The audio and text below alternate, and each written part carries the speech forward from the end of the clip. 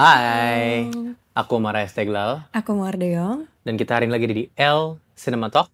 Mau ngomongin apa? Film Tinggal Meninggal.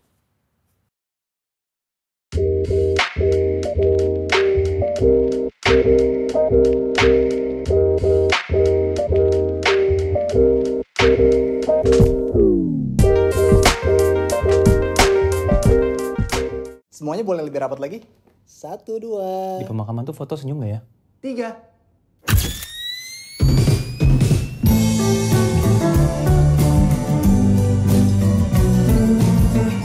Ngomong apa ya gue? Hey guys, what's up? So asik gak sih? Caps geng kuy. Hey guys, Bareng deh.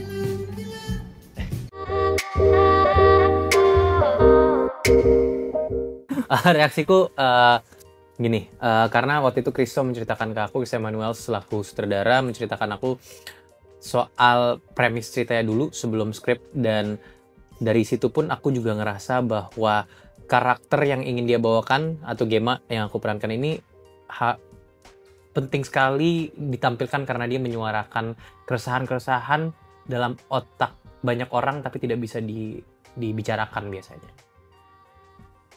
Kalau aku waktu itu inget banget pertama kali denger ceritanya dulu dari Kak Christo, waktu itu screen test buat karakter Karin ini. Terus dia ceritain tentang cerita si film Tinggal Meninggal ini, terus dia ceritain tentang karakter Karin, Gemma, semua karakter geng kantor. Itu pertama kali denger langsung yang kayak semangat banget dan pengen banget dapet perannya sih, karena waktu itu masih screen test kan posisinya. Terus langsung seneng banget karena ini film komedi pertama aku juga by the way, jadi sesuatu yang baru, pengalaman yang baru juga buat aku. Jadi pertama kali denger langsung kayak, ayo kita syuting.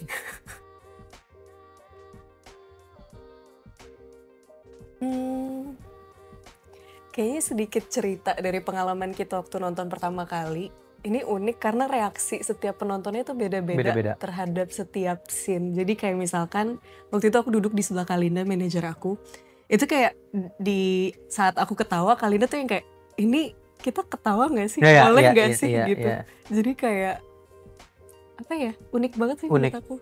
Dan ini kan banyak yang dari secara premis kan komedi getir ya, atau mungkin kalau misalnya bahasa Inggrisnya kita ngomong dark humor, dark comedy, dan pengalaman orang terhadap komedi getir tuh beda-beda gitu, sehingga banyak juga orang yang ngomong film ini tuh embarrassingly relatable. Christos sering ngomong ini, jadi orang tuh banyak yang malu bahwa mereka tuh ngerasa rasanya mereka relate dengan si karakter dan situasi tersebut gitu. Jadi yang lucu adalah bahwa sebenarnya tuh kita kayak gitu, cuman kita malu mengungkapkan bahwa kita seperti itu.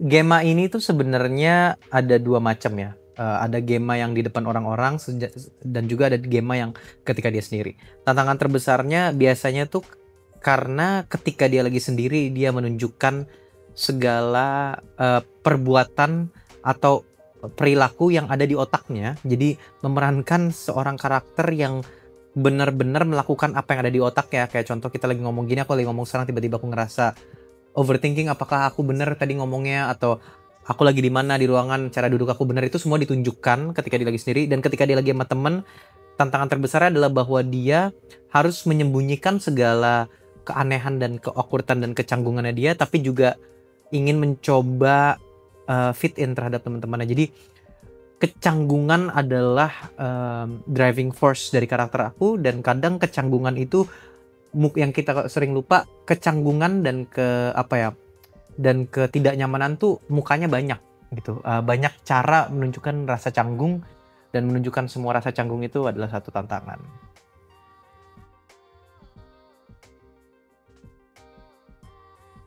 Tentunya banyak banget cerita pas anak-anak kayak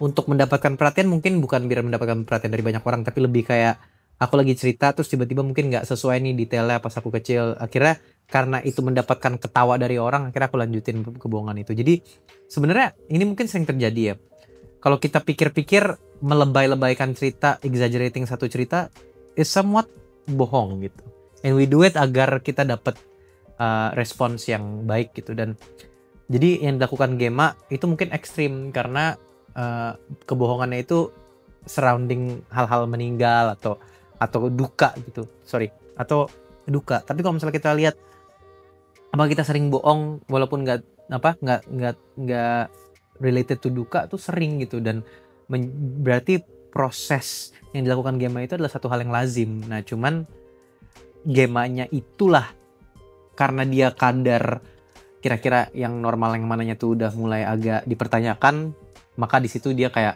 wah ini nggak bisa dimaafkan gitu sih.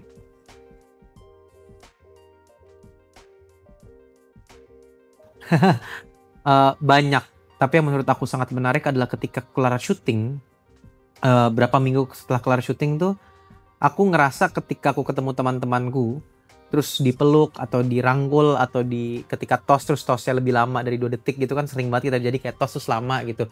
Itu aku jadi, nah Gema ini karakternya suka dipegang, ketika dipegang sama orang tuh buat dia dipegang tuh spesial gitu.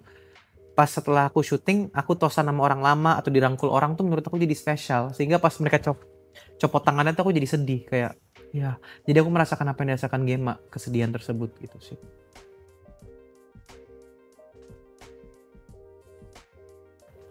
Sebenarnya untuk karakter Karen ini sendiri, aku rasa mungkin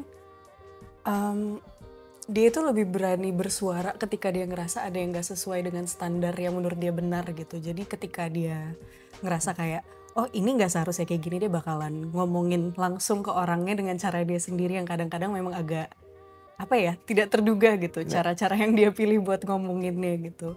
Dan sebenarnya di awal tuh sempat agak kesulitan kayak gimana caranya ngekspresiin dan orang percaya kalau ini emang dia sehari-harinya gitu, kayak ngomong ke orang kalau ya ini nggak benar menurut ini itu nggak benar gitu.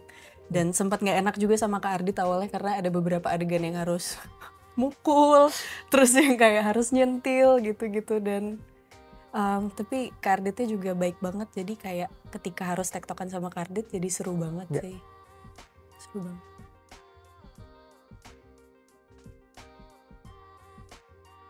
Penting banget. Apalagi kayak di kasusnya Gema yang sebenarnya pada saat itu ngalamin kehilangan dan sebenarnya kita nggak ada yang tahu apa yang dia rasain. Dan itu jadi penting banget sih peran kita yang di lingkungan kerjanya dia, karena salah satu lingkungan yang dia temuin tiap hari juga lingkungan kerjanya. Sebenarnya secara pribadi jawaban singkatnya mungkin iya. Cuman aku pernah ngomong ini juga bahwa kalau kita lihat di sosial media, kita lihat di sekitaran kita, di negara ini at least ya, di Indonesia, aku nggak perlu ngomongin yang lain-lain. Kita tuh sering banget lihat di sosial media itu ketika situasi itu sudah sangat helpless lah, situasinya sudah tidak bisa kita perbaiki secara individu, yang kita larikan tuh ke sarkasme, ke satir ataupun ke lelucon gitu, kayak ya saya mah begini atau ya namanya juga gitu. Namanya juga ini, namanya juga itu, dan itu tuh dilakukan sebagai aktivitas di mana kita melucu gitu. Jadi komedi as a coping mechanism tuh bukan hanya satu hal yang menarik atau satu hal yang diwajarkan, tapi ini satu hal yang kita bisa temuin di mana-mana gitu. Kalau aku sendiri melakukan komedi menertawakan kesedihan tuh sudah sering, karena menurut aku itu bukan proses yang tidak baik atau itu proses yang khusus bagi beberapa orang, tapi menurut aku itu lumayan wajar dan lumayan lazim, sehingga bukan kita denial ketika kita melakukan komedi itu, bukan semata-mata oh orang masih melucu itu mungkin dia masih deny dengan kesedihan itu, enggak juga. Bisa aja kita udah kelar dengan 5 steps of grief itu, sehingga kita melihat yang terjadi itu sebagai cerita another story aja. Rasa lukanya itu sudah bisa kita tunjukkan dengan nih lukaku gini gitu, contoh. Kayak mungkin ada orang yang kehilangan atau orang hidupnya berubah gara-gara satu event, udah bisa diomongin secara apa ya, gamblang dan secara casual tuh berarti, dan ditertawakan oleh orang-orang tuh berarti mungkin saja dia sudah kelar dengan itu menjadi beban. Itu hanya menjadi cerita lainnya, dan aku tidak merasa itu hal yang tidak sehat, melainkan jika itu ada cara yang bisa membuat orang lebih baik, itu menjadi praktis yang bahkan sehat dan bisa di endorse gitu.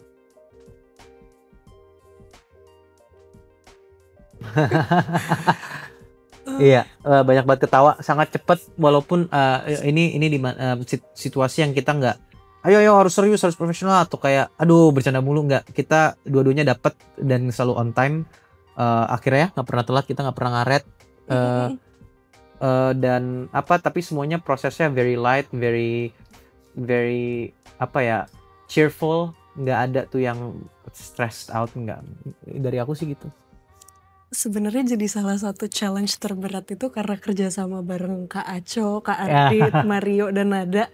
Itu nahan ketawanya justru ketika di set. Apalagi kayak adegan yang seharusnya kitanya serius, tapi penontonnya ngeliatnya lucu. Jadi kayak gitu udah kadang-kadang ngebayangin reaksi penontonnya, jadi itu yang ngebikin kita sendiri ketawa ketika di set gitu. Dan itu salah satu tantangan tersulitnya sih, gimana caranya tetap serius dalam situasi yang sebenarnya akan dilihat lucu oleh orang lain. Iya, setuju.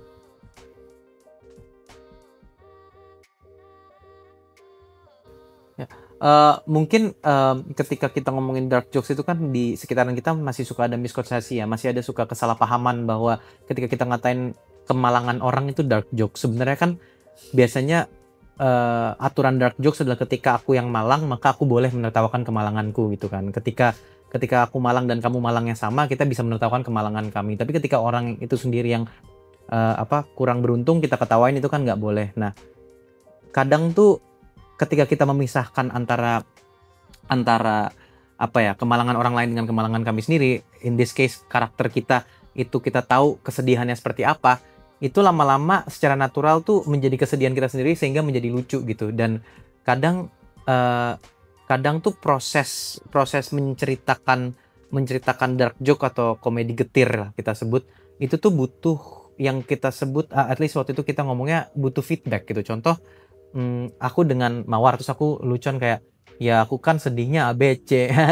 Lalu ketidaknyamanan Mawar akan mendengarkan itu tuh menjadi lucu situasinya, ya kan, setuju kan? Nah, ketika ditinggal meninggal mungkin yang agak repot dari karakter itu ada juga di mana aku ngomong ke kamera. Dan ketika aku ngomong ke kamera, ngelucu tentang kesedihan aku ke kamera, itu tuh feedback yang aku dapetin kan mungkin tidak ada secara instan. Tapi bahwa kesunyian dan keheningan terhadap komedi getir yang setelah disebutin itu, kesunyian yang aku ngomong ke kamera dan feedbacknya tergantung audiensnya ngerasa apa, disitulah terjadi si transaksi komedi tersebut. Maka balancing out itu sebenarnya gampang. Kita niatnya ngelucu casual tapi dengan tone sedih. Jadi hal yang sedih tapi dibuat light lah setidaknya gitu. Ngebalance it out ya nggak sih? Kurang lebih gitu. Kalau dari karakter aku sendiri, mungkin lebih banyak adegan mungkin di ngelempar komedinya tuh lewat celotehannya dia sih. Kayak ketika dia ngomentarin orang lain terhadap kayak kamu tuh nggak benar kalau gini-gini gitu. Dan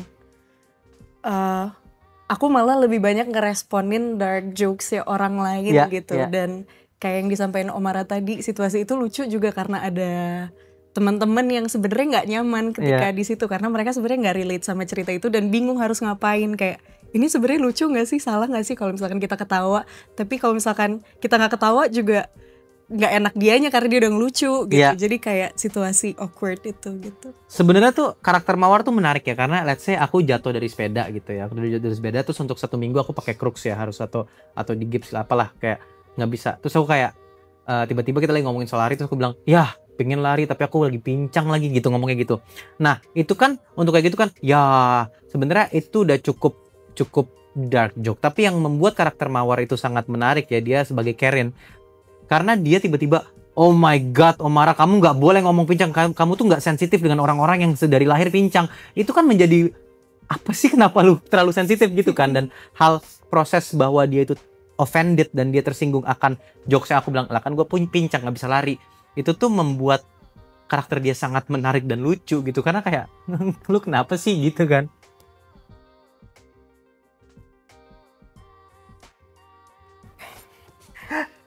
Kemarin tuh pas nonton ada beberapa momen-momennya Gema yang aku relate lagi, mungkin nggak se-ekstrim Gema, nggak sebesar Gema, tapi kayak misalkan Gema mencoba buat ngebuka percakapan. Itu kayak, itu aku banget lagi kalau misalkan kayak lagi ada orang lagi ngumpul terus pengen gabung tapi bingung mau ngomong apa gitu. Terus misalkan di beberapa situasi ada aja sih yang kayak ih kok kayak aku ya gitu, tapi yang nggak berani ngutarainnya gitu loh, kayak yang tadi kamu sampein itu. Kalau aku sih juga nggak ada satu scene di mana Gemma tuh ngelontar jokes terus tiba-tiba ketawa gitu kan orang-orang, terus habis itu setelah itu tuh dia kayak ya harusnya gue ngejokesnya nggak gini, seharusnya gini. Dia tuh orang yang kayak abis udah ngumpul sama orang pulang tuh ke bawah, tadi salah nggak ya gue ngomong ini, salah nggak ya. Nah, menurut aku setiap kali aku ketemu orang aku bakal kayak gitu, bahkan abis dari kantor L pun juga tadi jawaban gue aman nggak ya gitu. Iya. Jadi Gitu tuh juga lagi. ya kan Apalagi kalau misalkan ada yang lucu kayak ih bangga nih gue. bangga nih, Lucu tadi. lucunya lama gue jadi pelawak, tapi abis itu Iya. kayak seandainya ada punchline lagi nih gitu Iya. kan. Apalagi ya selanjutnya. Apalagi ya. Terus giliran gagal, aduh mikirinnya seminggu. Iya. Cuma lucu. Benar-benar.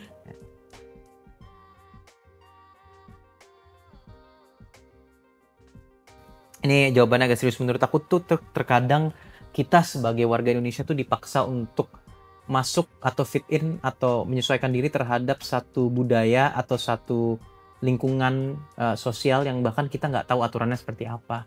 Kayak contoh sering banget aku denger orang Indonesia ngomong ke orang tuh ih nggak sopan kayak gitu, atau ih nggak suka aku sama dia karena apa ya, dia nggak sopan atau dia aneh banget orangnya atau dia nggak jelas deh gitu. Dan perkataan aneh, nggak jelas, nggak sopan tuh sering banget dilontarkan kepada orang-orang sehingga kita tuh sangat berhati-hati dalam bersosialisasi gitu. Kita tidak bisa terlalu straightforward di Indonesia. Kadang kita harus ada dibudayakan, at least di sekitaran kita tuh berhati-hati dalam ngomong, dipilih-pilih cara katanya, takut menyinggung orang, takut nggak elok ketika kita ngomong gitu. Nah, peraturan sosial ini kadang tidak jelas, kadang tidak tertera dengan tertulis ataupun dibicarakan atau disetujui oleh banyak orang.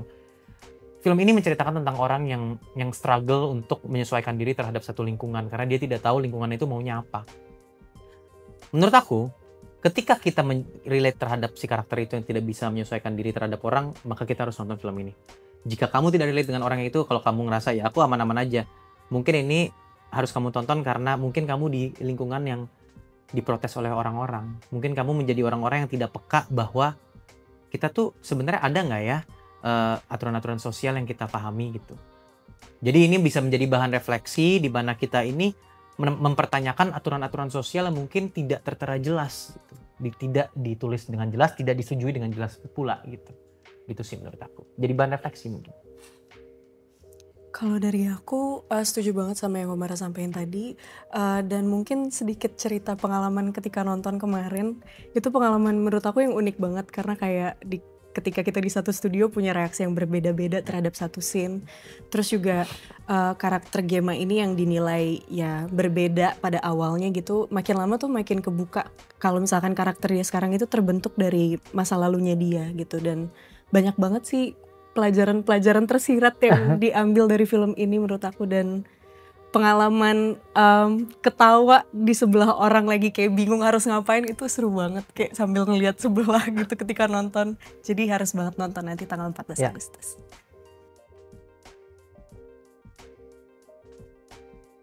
Film ini kalau kamu tonton sendiri kamu bisa menjadi bahan refleksi dan bahan renungan ketika sendiri. Ketika kamu nonton dengan orang, ini bisa jadi bahan diskusi dengan orang lain. Ya. Jadi tonton sendiri dan habis itu tonton sama orang lain. Kita mau seneng kalau kalian nonton 2 kali. Semoga kalian mau nonton lebih dari sekali. Tanggal berapa, Mau? Tanggal 14 Agustus. Ada apa, Mau? Tanggal 14 Agustus. Ada film Tinggal Meninggal di bioskop. Ih, itu dia.